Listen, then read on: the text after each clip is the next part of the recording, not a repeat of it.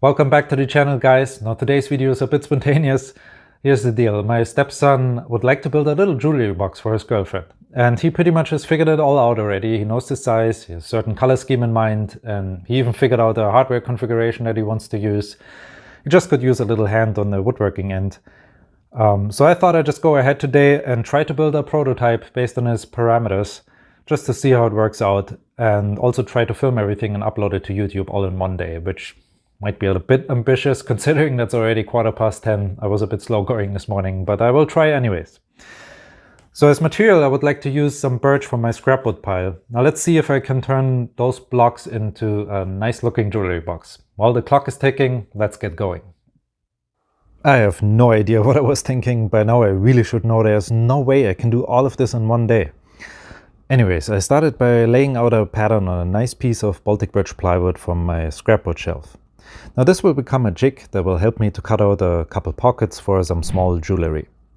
Now with the help of the drill press and the scroll saw, I could cut out the center of each pocket, and then it took a fair amount of work to get this nearly perfect. But it is very important to spend your time here and to work as precise as possible, because in the next step I used a battery-powered handheld router to cut out those cavities. Now if the jig is not perfect, then the bearing of the router bit is going to copy every single mistake while you work your way down, and that of course is something I wanted to avoid. Now this is the router bit that I used. Since this was such a spontaneous project, I didn't really have the time to order one online, so I went ahead and just bought this one locally. Now believe it or not, this little guy was almost $50 Canadian. Later on I went online and I ordered a set of 3 of those in different sizes from a no-name brand for half the price.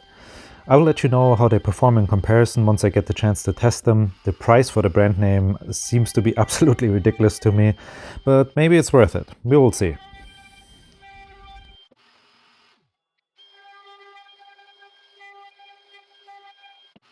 Okay, so this seemed to work out pretty good. From here on, I sanded the box for what felt like an eternity. I rounded over the edges of the box by using yet again the handheld router, this time only with a 3/8 of an inch round over bit. And well, then I did even more sanding. I pretty much repeated the entire process for the lid, so I'm not going to show that. I just had to flip around my template to make sure the pockets are lined up with each other. And then I used one of those super cheap hobby knives to carve out a little recess for the hinges. After installing those, I could drill 2 holes for 2 neodymium magnets that I glued in with 5-minute epoxy. I wanted to use 2 magnets to create a super strong latch, but when you do that, make sure to glue them in the right way, or the polarity of the magnets will repel each other, which then of course creates the opposite effect. Now my stepson wanted to use some paint to elevate the look, and to be honest with you, I was a little bit skeptical about that. I always want to see as much wood grain as possible, but it turns out acrylic art paint can look absolutely amazing on wood, especially if you still keep some areas without paint. It just creates a really nice contrast.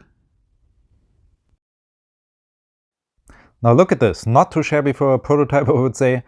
I gave it a couple coats of boiled linseed oil, which really brought out the beautiful grain pattern. And I think we are ready for the real piece now.